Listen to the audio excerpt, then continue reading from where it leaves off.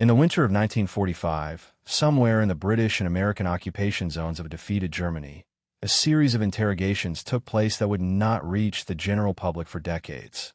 German generals, men who had commanded armies across North Africa, the steppes of the Soviet Union, the mountains of Italy, and the hedgerow country of Normandy, sat across from American military intelligence officers and answered questions about the war they had just lost.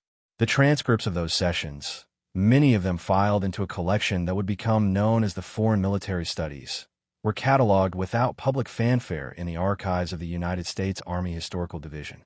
They contained operational assessments, tactical postmortems, and frank professional verdicts rendered by some of the most experienced soldiers the German Army had ever produced.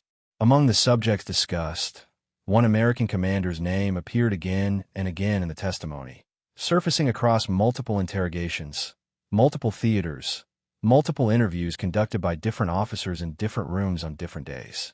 The assessments were not sentimental. They were not political. They were the clinical judgments of men who had studied war for their entire adult lives, who had applied the criteria of their own rigorous tradition to what they had witnessed on the battlefield, and who had reached conclusions that, in several cases, contradicted the narrative being assembled in the American press at the very same moment. What those German generals said about George S.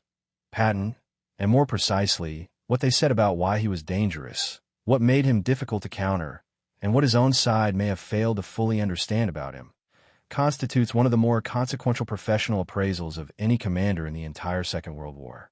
It has never quite found the place in public memory that the record says it deserves. If this story is pulling you in, take a second to hit the like button and subscribe, and drop a comment telling me where in the world you're watching from. It means a great deal to know who's listening. To understand what those assessments meant and why they carried the weight they did, you have to understand the men who made them and the tradition they came from. The German General Staff was not an institution given to casual praise or careless admiration of opponents. The tradition ran back to Helmuth von Moltke the Elder, the man who had built the Prussian staff system in the 19th century and who, when flattered by comparison to Napoleon and Frederick the Great, declined the honor with a single sentence. He had never conducted a retreat. The implication was plain and was meant to be. A commander was not measured by his victories in favorable conditions. He was measured by what he did when conditions turned against him, when the plan had failed, when the ground was wrong and the numbers were worse. That was the standard inside the German system, and it had been maintained across 2 world wars by an institution that treated the analysis of enemy commanders with the same disciplined methodology it applied to terrain analysis, logistics planning, and the study of order of battle. The German officers interrogated after the war had grown up inside that institution, had been educated in its staff academies, had been promoted through a system that valued operational clarity above almost everything else, and had learned to catalog failures as carefully as successes, to name what had gone wrong with their own decisions as precisely as they named the errors of their opponents. When men trained in that tradition praised an enemy general, the praise carried a weight that no wartime press release could manufacture, because it had been earned against criteria that were not designed to produce flattery. The criteria were designed to produce accurate assessment. What follows is what those criteria produced when they were applied to the record of one American commander. Patton himself understood what the German tradition valued, at least in operational terms. His own reading was extensive, and his knowledge of German armor doctrine was not superficial. He had studied the campaigns of 1940 with the same attention a German staff officer would have brought to them, had identified the principles at work beneath the operational results, and had arrived at a conception of mobile warfare that overlapped substantially with what the German doctrine prescribed, though he had come to it by a different path and through a different institutional tradition. The German officers who assessed him after the war were not encountering a commander who had absorbed their doctrine from the outside and applied it imperfectly. They were encountering a commander who had arrived at the same fundamental principles by independent reasoning, had applied them at the operational level with a consistency that the German standard found recognizable, and had done so against their own forces in conditions that tested those principles at the highest level of stress and consequence. That convergence, 2 traditions arriving at the same operational conclusions from different starting points, then meeting on the battlefield, was not something the German officers commented on directly. But it was present in the structure of what they wrote, in the way the assessments treated Patton as a figure to be analyzed according to the same criteria they would apply to a German commander, rather than as an example of a different and lesser standard. The popular story of German attitudes toward Patton before the war ended contains a distortion that the documentary record makes clear, and the distortion matters because understanding it correctly is the only way to understand what the post-war assessments actually mean. The myth that the German High Command tracked Patton's movements with anxious attention from the earliest days of his career in the Mediterranean theater, that his name sent tremors through German headquarters from the moment he appeared in North Africa, that the German generals feared him in Tunisia and Sicily and adjusted their entire operational planning around his anticipated decisions. That myth is not supported by the surviving German intelligence documents. The researcher Harry Yide, whose investigation of the German military archives produced some of the most careful scholarship on this specific subject, examined the intelligence reports at the theater level, the army level, and the division level across the Tunisian and Sicilian campaigns, and found no indication that Patton's enemies had any substantial idea who he was or what specifically to expect from him when he took command of the American II Corps in Tunisia in March of 1940. 3.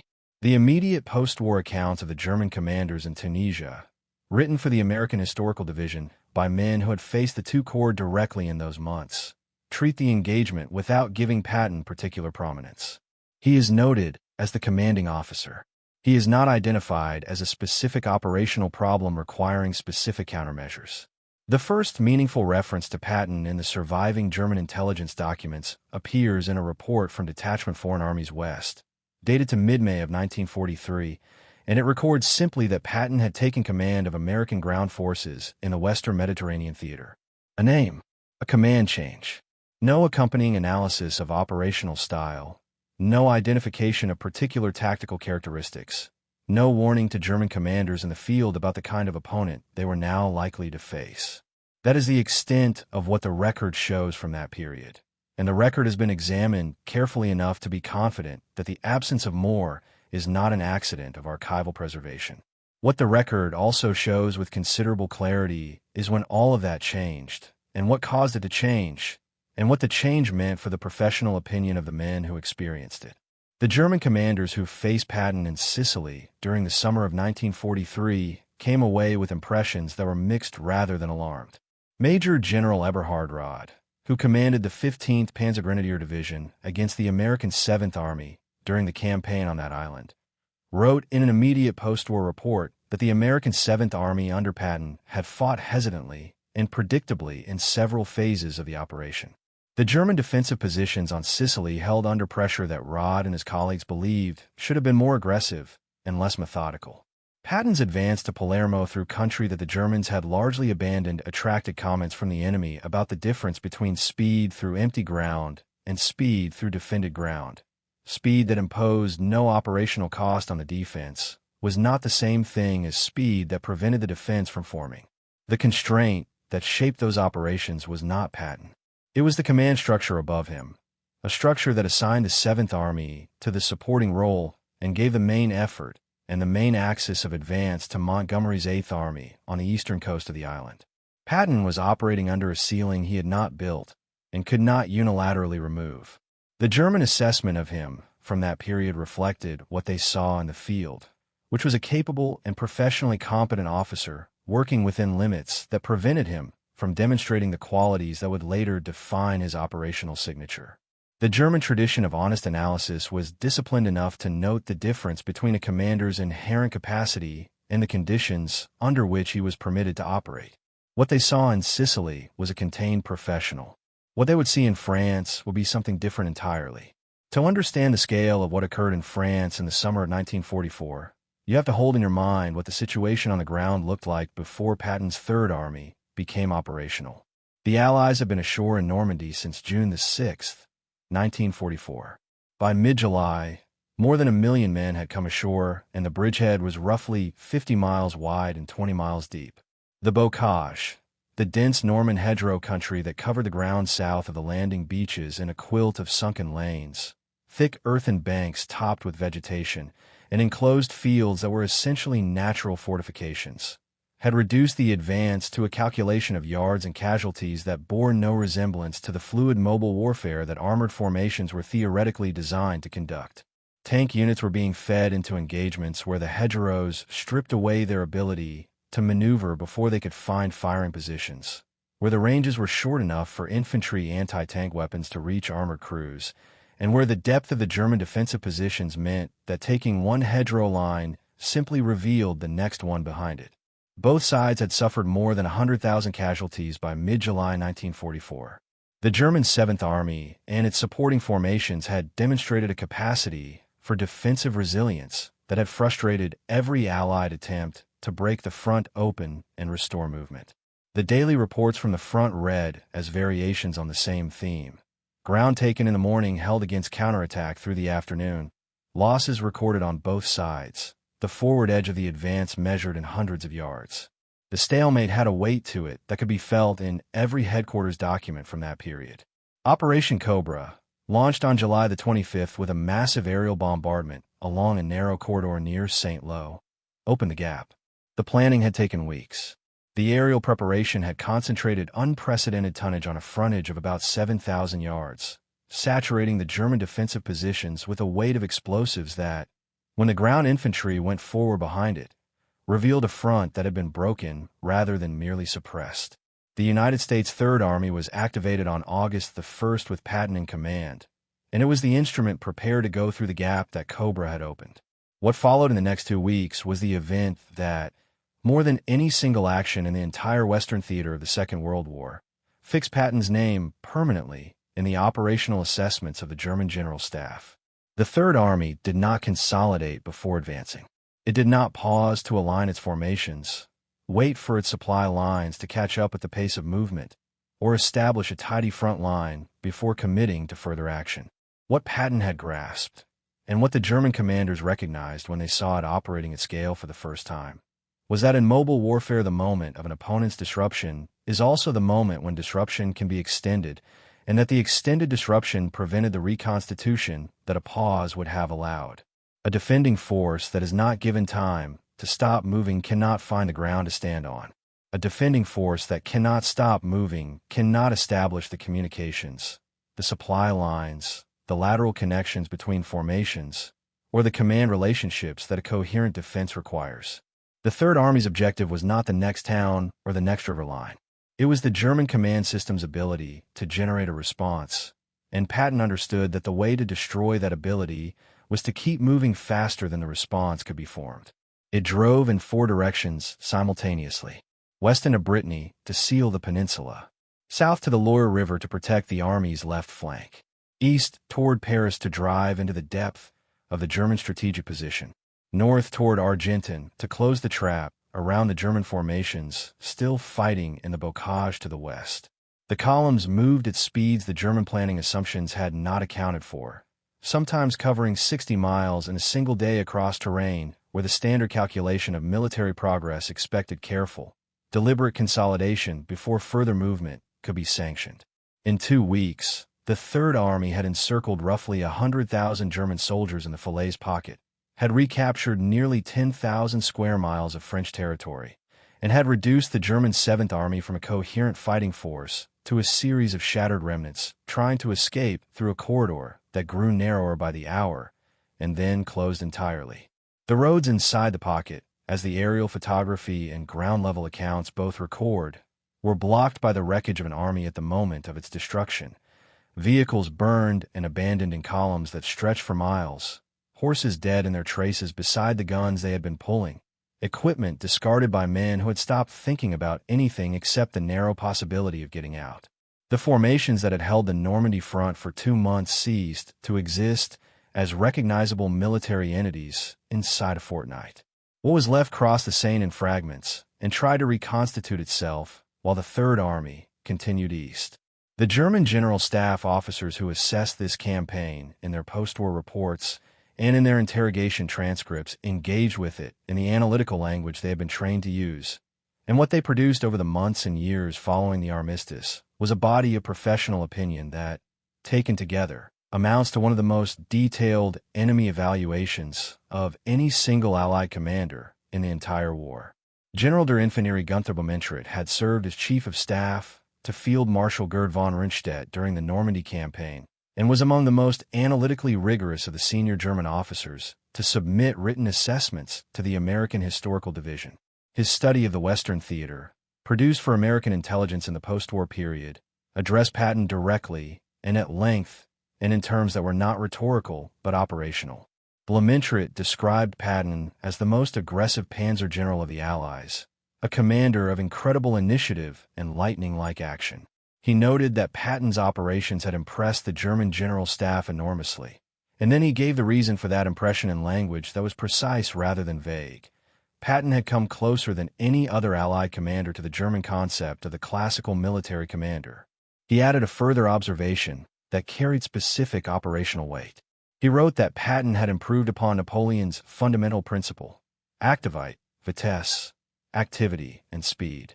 Those words, written not for public consumption or for a memoir intended to shape post-war reputation, but for an internal military assessment produced for an American institutional audience, were the professional verdict of a man who had spent his career applying a demanding set of criteria to military performance, and who had found in Patton's record something that satisfied those criteria at a level he had not expected to encounter in an Allied commander.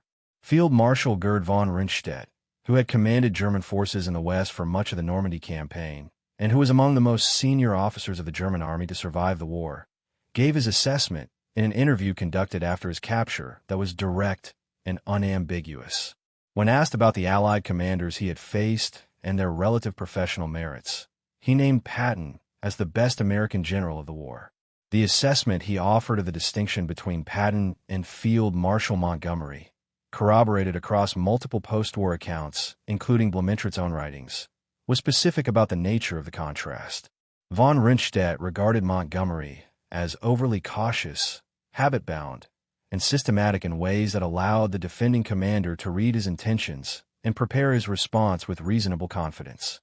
Patton, in von Rundstedt's view, was the more dangerous opponent precisely because of the qualities the German tradition had always valued most in an offensive commander: the willingness to accept calculated risk in exchange for operational tempo, the refusal to wait for conditions that were never going to be perfect before committing forces to action, and the ability to sustain momentum at a pace that the defending force could not match with its own decision cycle. For a man who had spent his career studying offensive operations, and who had watched the German armored campaigns of 1940 demonstrate exactly what those qualities could achieve against an opponent who could not respond at the same speed, the comparison was not casual opinion. It was a professional judgment rendered against a specific standard by a soldier who understood what that standard required.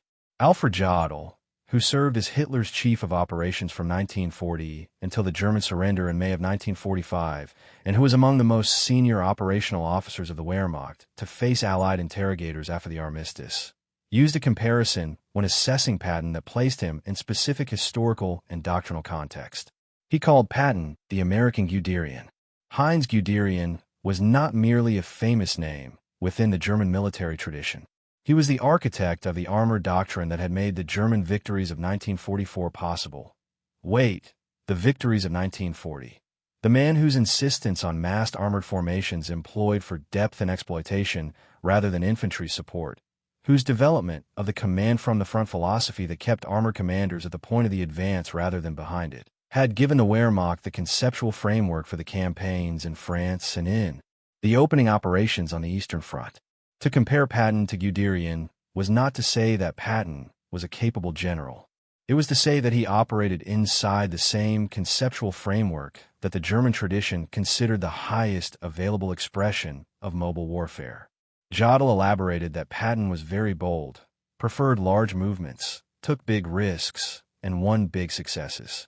Coming from the officer who had watched Germany's armored forces bleed themselves dry on two fronts over 4 years, who had presided over the operational planning of an army that had started the war with the most advanced armored doctrine on earth and ended it unable to stop a third army racing 400 miles across France. That assessment carried the full weight of everything the sentence did not say. Fritz Bayerlein had seen the war from a position that very few German officers could claim to have occupied. He had served as Erwin Rommel's chief of staff in North Africa, operating at the center of the German armored effort in a theater where the problem of mobile warfare against a materially superior opponent was confronted every day at the level of practical command, where decisions about fuel and ammunition and the relative state of formations on both sides were made under conditions that did not allow theoretical abstractions to survive contact with reality for very long. He had then commanded the Panzerlehr Division in Normandy, a formation assembled from the instructors and demonstration crews of every German armored school in the Reich, arguably the most professionally accomplished heavy armor division that the German army fielded in the West in 1944, a unit whose losses in the opening weeks of the Normandy campaign were a measure of the ferocity of the fighting rather than any failure of the men inside it. He had faced Patton's forces directly during the Lorraine campaign in the autumn of 1944. When Bayerlein wrote his post-war reports and gave his assessments to American interrogators, he was not speaking from theoretical analysis or second-hand account. He was speaking from direct operational experience, from the specific and documented knowledge of a man who had met the Third Army in the field on multiple occasions, and who understood in precise terms what he was describing when he described its commander. His observation on Patton and the Afrika Korps, that he did not think Patton would have allowed the escape from El Alamein that Montgomery had permitted, was a direct operational comparison drawn by a man who had been present during that withdrawal, who knew the geography of the retreat intimately, who understood the state of the escaping formation and the opportunities available to the pursuing commander at every stage of the operation. He was not speculating about what might have happened. He was applying his professional knowledge of what the situation had offered, measuring it against his professional assessment of what a specific commander would have done with that situation, and recording the difference. The comparison carried the weight of that knowledge behind it.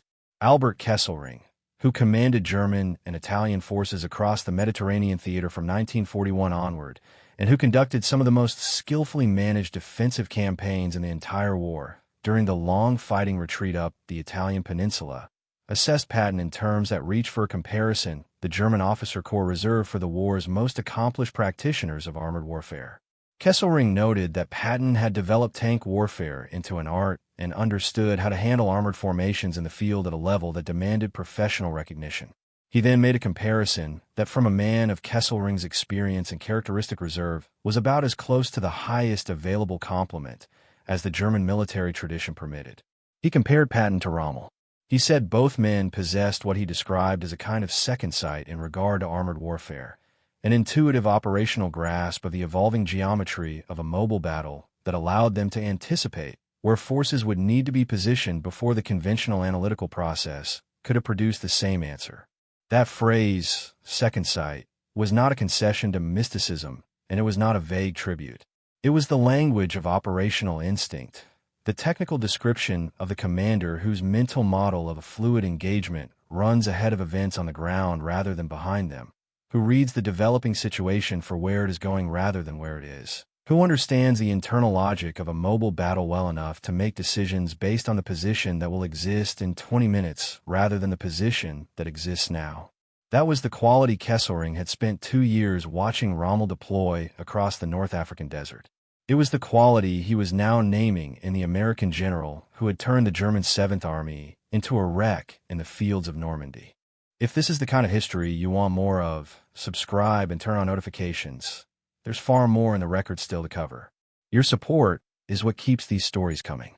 What the German assessments converge on, when read as a body rather than as individual statements, is a portrait of Patton built around a single operational quality that the German military tradition valued above almost everything else in an offensive commander: the capacity to sustain tempo at a rate the defending forces command system could not match. The Wehrmacht's own doctrine, refined through the campaigns of 1939 to 1941 and codified in the operational principles that the German General Staff had taught its officers for 2 generations, had demonstrated that the decisive factor in mobile warfare was not firepower alone and not mass alone, but the rate at which command decisions translated into movement at the point of commitment. The side that could observe a developing operational situation, decide what to do about it, and act on that decision faster than the opponent could formulate and transmit and execute a response had created a cycle of paralysis and collapse that no amount of static defensive preparation could fully arrest. The Germans had inflicted this cycle on the French and British armies in 6 weeks in 1940. They had seen what it looked like from the inside, from the perspective of the side that could not generate responses fast enough to remain coherent, and they had built the intellectual framework to identify the same capacity in an opponent when they encountered it.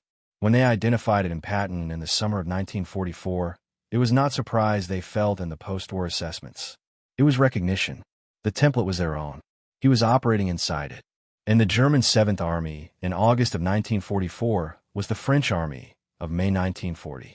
Heinz Guderian, interrogated by Allied intelligence officers in 1945, offered an assessment that was characteristically measured in its language, but operationally specific in its content. He acknowledged that he had heard a great deal about Patton during the war, and stated that Patton had conducted a good campaign. For Guderian, who had written the founding texts of German armor doctrine in the 1930s in a book called Achtung, Panzer, and who had spent the war watching those ideas applied with varying results by commanders of varying quality across multiple fronts, the word good had been calibrated against a standard that was not easily satisfied. A good campaign in Guderian's vocabulary was a campaign conducted correctly according to the principles he had spent his professional life articulating. A campaign that exploited the opportunity rather than pausing before it, that maintained momentum past the point at which caution would have counseled consolidation, that pursued a defeated enemy rather than allowing it to reconstitute behind a new defensive line. The Third Army's operations from August of 1944 through the Rhine crossing, the refusal to allow defensive lines to form ahead of the advance, the willingness to accept exposed flanks in exchange for depth of penetration, the forward positioning of command that kept decisions close to the developing situation, were recognizable to Guderian because they applied the principles he had spent his career developing. He said Patton had conducted a good campaign, in a language Guderian had built over 30 years of professional work. That sentence said considerably more than its 4 words implied. The December pivot deserves its own examination, because the Battle of the Bulge pivot is the single action in Patton's record that the German post-war assessments return to most consistently when they're trying to explain, in operational rather than biographical terms, what category of commander they are describing. The German offensive in the Ardennes began on December the 16th of 1944 with 25 divisions, 250,000 men, and approximately 1,000 armored vehicles committed to a thrust through terrain that the Allies had considered a quiet sector. The thrust drove a 50-mile bulge into the American line in 72 hours. The town of Bastogne, a critical road junction in territory where roads were few and every one of them mattered, was surrounded within 2 days. The 101st Airborne Division and the units that had been consolidated inside the perimeter were encircled, short on ammunition and medical supplies, holding against armored and infantry assaults that by any conventional calculation of force ratios should have overwhelmed them. On December the 19th, Eisenhower convened an emergency conference at Verdun with his senior commanders to determine the Allied response. Patton arrived at that meeting having already done something that none of the other commanders present had done. He had assembled his staff on December the 16th, the day the German offensive began, and directed them to develop 3 separate contingency plans, 3 different operational options for disengaging the Third Army from its current axis of advance in Lorraine and pivoting it north to strike the southern shoulder of the German salient. The plans were drafted before anyone in the Allied command structure had formally identified the requirement for them. When Eisenhower asked at Verdun what could be done and how quickly, Patton told the room he could attack north with 3 divisions in 48 hours. Bradley's response, as the record preserves it, was open skepticism. The operational requirement Patton was describing: halting a current offensive engagement across a wide front, disengaging from active combat, rotating the entire force 90 degrees, reorienting supply lines and road networks and communications and fire support arrangements, and then launching a new offensive in winter conditions on roads covered in ice and packed snow, was by any standard military planning estimate a task of several days. The reason Patton could promise 48 hours was not theatrical confidence or a calculated bluff designed to project resolve in front of Eisenhower. It was that the preparatory work had already been done. When he left the Verdun meeting and telephoned his headquarters, the execution was already underway. The 4th Armored Division drove through the winter darkness of December the 22nd and 23rd toward Bastogne on roads that every account describes as treacherous, moving at a pace that the German defensive planning for the southern shoulder of the salient had not anticipated. On December the 26th, elements of the 4th Armored Division made contact with the defenders of Bastogne, opening a corridor through the German encirclement that was narrow and bitterly contested and costly to maintain, but that was open. The siege had lasted 10 days. The German offensive, which required the capture of Bastogne to open the road network for the drive north toward Antwerp, did not achieve its objective. The southern shoulder held because a force arrived there before the German planning assumed any force could arrive. The German professional assessment of what had happened at Bastogne focused not on the drama of the 48-hour promise or the imagery of Sherman tanks driving through snowdrifts toward an encircled airborne division. The German officers who examined the operation in their post-war analyses focused on the prior thinking, on the decision to prepare the response before the crisis formally existed, to do the analytical work before the requirement for it had been officially identified, to position the command ahead of events in a situation where waiting for events to clarify before beginning preparation would have made the response impossible. This was the quality the German operational tradition had identified as the distinguishing mark of the highest level of military command. Their doctrine, drawn from the Prussian tradition and refined through the campaigns of 2 world wars, had a conceptual framework for describing it. The commander who did not wait for the situation to become clear before deciding, because he understood that the situation would never become clear in time if he waited for clarity as the prerequisite for action. The decision had to be made from incomplete information, in the knowledge that acting on a partially understood situation from a position of preparation was less dangerous than waiting for a fully understood situation that would arrive too late to act on. Patton had prepared the contingency plans for the Bastogne crisis on December the 16th, the day the German offensive began, not because his intelligence officer Oskar Koch had given him specific intelligence about the German plan, though Koch had produced an unusually accurate assessment of German capabilities and reserves in the preceding weeks, but because Patton had applied the operational logic of his own planning to the question of what an enemy, with viable offensive assets in a vulnerable Allied sector in the Ardennes, might choose to do, and had concluded that preparing for that possibility cost less than the alternative. The preparation cost his staff time and energy. The Battle of the Bulge revealed that it had also cost the German offensive its decisive southern anchor. The German officers who studied the sequence after the war understood exactly what kind of thinking had produced the result, because their doctrine prescribed the same kind of thinking. Finding it operational in an enemy commander was not something they had anticipated when the Ardennes offensive was planned.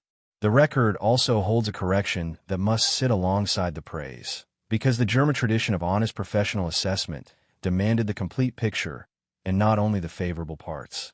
The German officers who assessed Patton after the war did not present him as a commander without limitation. The more careful among them noted that the German impression of Patton varied significantly depending on when in the war and under what operational conditions the assessment was drawn.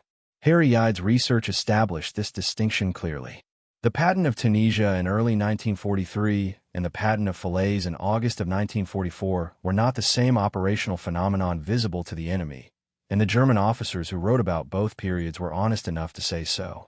The constraints imposed on the 7th Army in Sicily, the supporting role, the boundaries that kept Patton from the eastern axis of advance, the command arrangement that subordinated his operational instincts to a structure not built around them, had produced results that the German commanders on Sicily found methodical and contained rather than disruptive. They were assessing a man operating below the level of decision-making freedom that his capacity required, and the assessment reflected that reality. The officers writing about France in August of 1944 were assessing the same man with operational freedom he had not previously been given in sufficient measure, and the assessment reflected that reality too. The distinction was honest. It was also, for anyone willing to follow its implications, an argument about what the Western Theater campaign might have looked like if that operational freedom had been extended earlier and more completely. The German generals were too disciplined to speculate about counterfactuals that were beyond the scope of an operational assessment. But they described the mechanism clearly enough that the counterfactual could be constructed from the description.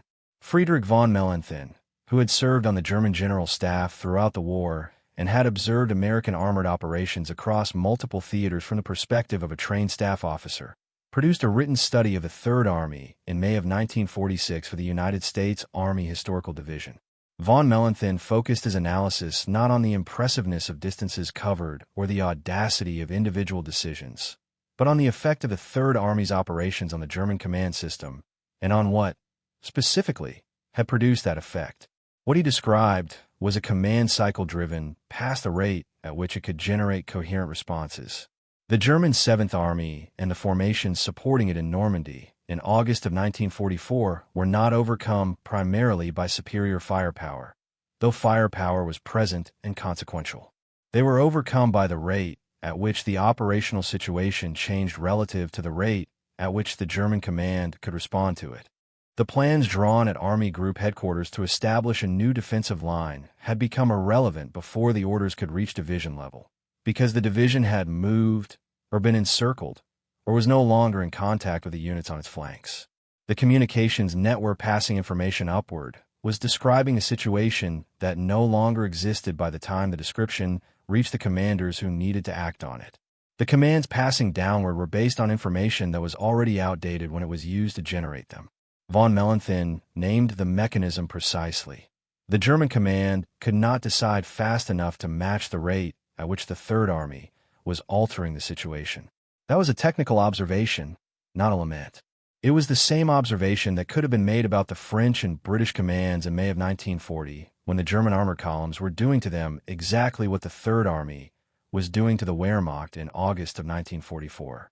The irony was complete. The methodology was identical. The Germans had named it in 1940 when they were the ones applying it.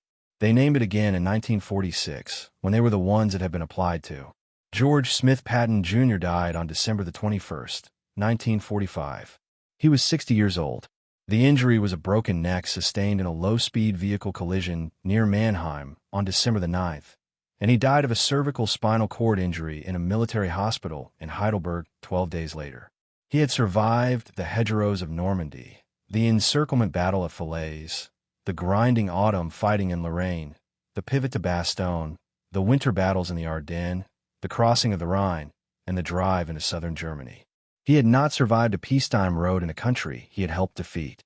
The Third Army, which he had commanded from August the 1st of 1944 through the German surrender in May of 1945, had advanced farther and faster than any comparable Allied formation in the Western Theater during that period. In 281 days of active operations, the Third Army had crossed France, Luxembourg, Belgium, Germany, and Austria, had captured more than 600,000 prisoners, and had inflicted casualties on German formations that the Wehrmacht could not replace.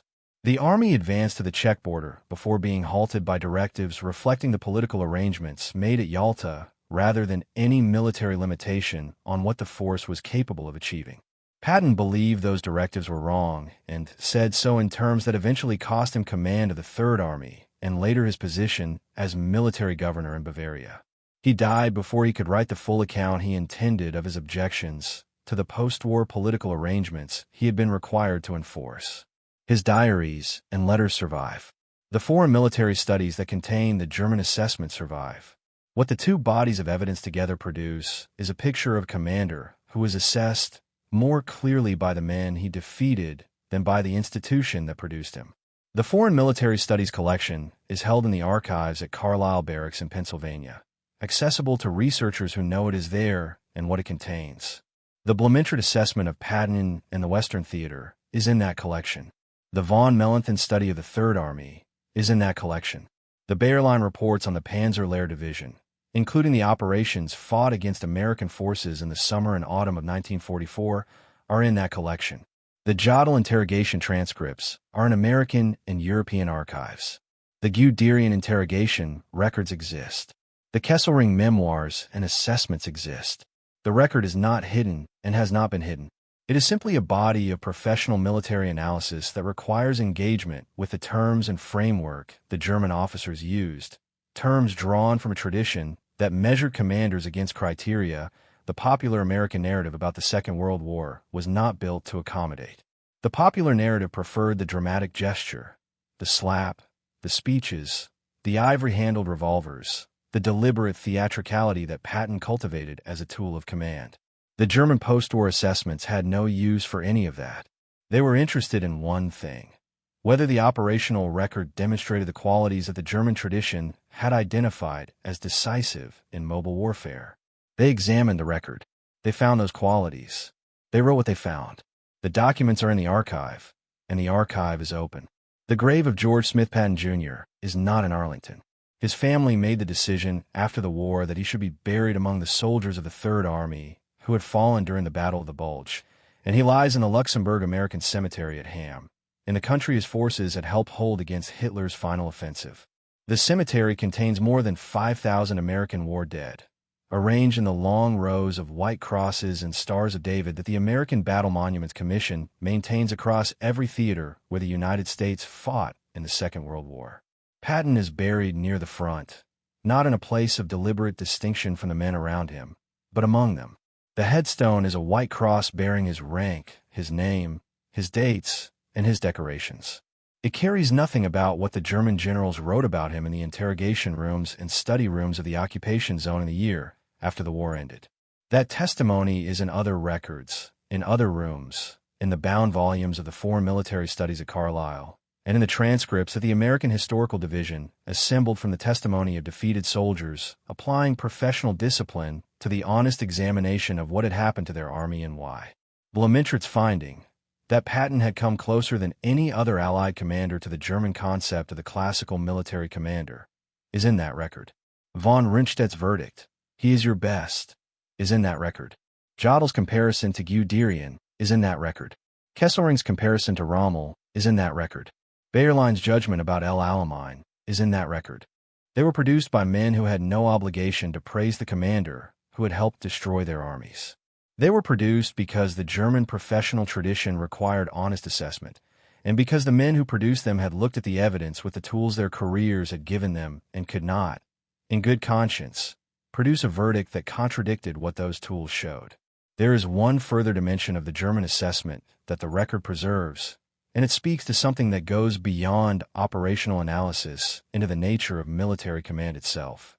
Several of the German officers who assessed Patton after the war made observations, some explicit, some implicit in the structure of their analysis, about the relationship between a commander's capacity and the institutional environment that either releases or constrains that capacity. The German military tradition had always been alert to this problem.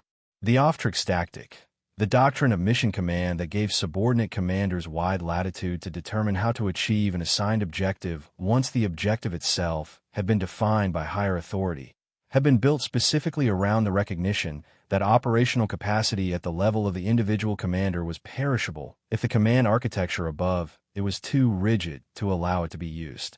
A general staff officer who had grown up inside that system was trained to read the relationship between a commander and his institutional context as carefully as he read the relationship between a commander and his terrain.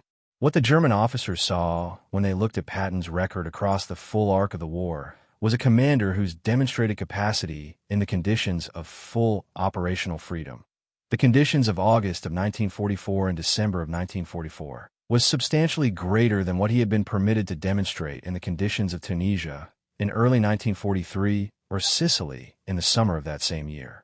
The gap between those two levels of performance was not a gap in Patton's capability.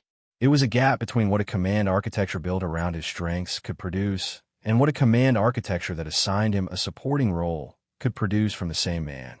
The German officers named this distinction without laboring it, because it was a distinction their own tradition had long since learned to read, and because laboring it would have been an indulgence the analytical frame did not require.